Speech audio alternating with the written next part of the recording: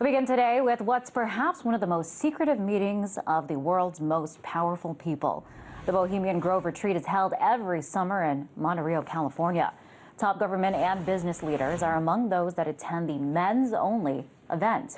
It's been going on for decades, but what actually happens there remains a mystery. And that's because the two-week gathering is completely closed to the media. But now an infamous hacker is trying to shed some light on what goes on there. The hacker Guccifer has handed over some emails to RT. Here's one of them. It says, quote, or it shows News Corp executive Andrew Knight allegedly writing to former U.S. Secretary of State Colin Powell.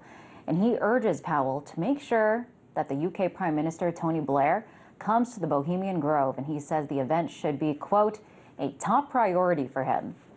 Now, these emails have yet to be confirmed, and RT has reached out for verification. We've yet to hear back, but these emails do open the door for some interesting questions. Why is Bohemian Grove a top priority? What really happens there every year? And is it something that the public should care about? To discuss, I'm joined by Elizabeth Flock, politics reporter at U.S. News and World Report. Welcome, Elizabeth. Thank you. So I guess what do we know about what goes on there? There's very little that's confirmed about what happens inside Bohemian Grove, and part of that is that the people who run Bohemian Grove are so closed about what happens.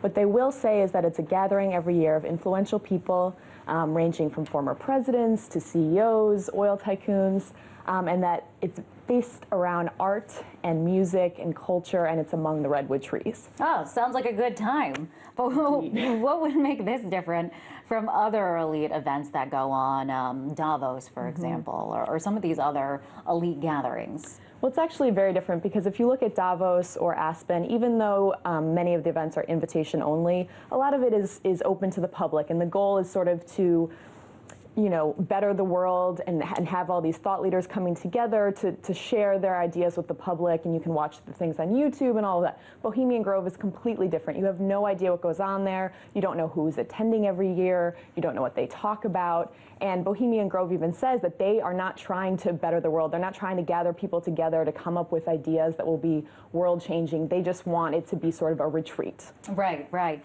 Yeah, that's how it's described, as a retreat. And some are going to say, why not? These people have the right to have their private gatherings and private time away from the public eye. Sure. I think the problem that some people have is that there's been a lot of speculation about what actually goes on there. Some people say Druid worship goes on there because there's a lot of worshiping of the redwood trees. There's a giant ceremony with like a 40-foot owl. Right. There have been photographers who've gotten inside, and it just seems like very bizarre rituals happening by people who have enormous influence in the world. And so the idea that they gather to do this every year is sort of a little bit unsettling for people. Speaking of these people that do have enormous influence, who do we know about who's on the guest list? Who goes to these events exactly? So supposedly every Republican president since the 40s, I believe, has been on the guest list. Whether every single one has gone is, unsure. Nixon went, Reagan went, Hoover went. Bill Clinton has famously made fun of it, as saying that it was naked Republicans rubbing themselves against redwood trees.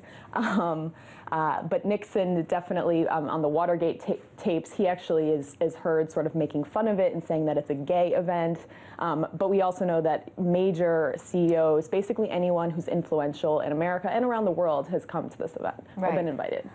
So yeah, it seems like all the world's most rich and powerful, the policymakers, the influence makers are there. Yeah, you don't really hear too much about it. So why do you think it's not really a concern of the mass media or the general public?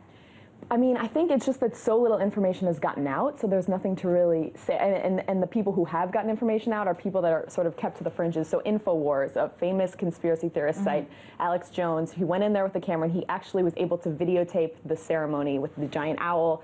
And I talked to the spokesperson of Bohemian Grove, and he confirmed that the footage was real. So it's a legitimate, thing that Alex Jones was able to get inside. But Alex Jones is someone no one really takes seriously, and so I think the mass media just really doesn't want to talk about it. I think the question is, yes, the video is is real and authentic, but some of the messages, some of the things that he was saying in it is what is in dispute. Right. I want to ask you, we saw during the presidential campaign, we saw from the former Republican presidential candidate Mitt Romney, this 47% video came out. And this was something that he thought he was behind closed doors. But in this modern day and age, somebody was recording it, and this came out, and it's called a game changer. Right. So do you think that these events, they provide an opportunity to speak candidly and show their true colors and say things and do things that they may otherwise not do? And I think that's why influential people have held on to this retreat as something that is for them to not even really do business. I mean, the slogan of Bohemian Grove is "Weaving spiders, come not here." And what that means is we're not going to do business here. Don't come here with your, wheeling and dealing. Like, this is a place to be able to say whatever you want. And perhaps like the 47% video, I'm sure that people say things that are politically, incorrect or inappropriate, that they know that they can't because no one's watching them. I guess the great dilemma is that a lot of the stuff is just kind of speculation because it's so secret. Absolutely. It still remains a secret. We don't really know for sure what does go on, but appreciate you coming on, Elizabeth. That was Elizabeth Flock, politics reporter at U.S. News and World Report. Thanks.